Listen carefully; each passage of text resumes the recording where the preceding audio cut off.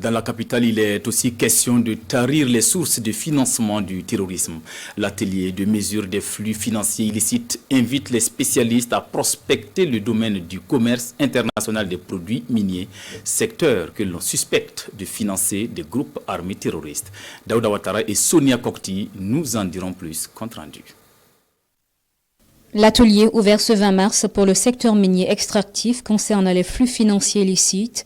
Il s'agira pour le comité technique mis en place de faire notamment le point des données collectées au niveau national et international, de calculer les écarts commerciaux et de mener des investigations sur les écarts observés. Notre or sort et se retrouve sur d'autres territoires que nous-mêmes, les données que nous avions au niveau de notre douane nous donnent. Donc ça nous permettait effectivement de connaître tout cela et d'aller chercher les solutions.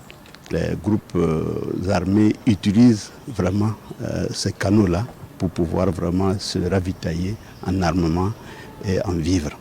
Donc il serait vraiment intéressant si à l'issue de cette étude-là, de connaître toutes ces voies et de pouvoir les assécher. Les travaux de cet atelier se situent dans le cadre d'une étude lancée en fin 2022 avec l'objectif global d'assécher les sources de financement des groupes terroristes. Ce, à travers l'identification des facteurs et des canaux des flux financiers illicites. Plusieurs étapes ont déjà été franchies. L'atelier de ce jour va consister donc à estimer sur la base des données collectées ces informations-là, de les retraiter et estimer en tout cas les flux financiers illicites dont le Burkina est victime. L'impact des flux financiers illicites se traduit, selon les acteurs du secteur minier, par le blanchiment d'argent, la corruption et l'évasion fiscale.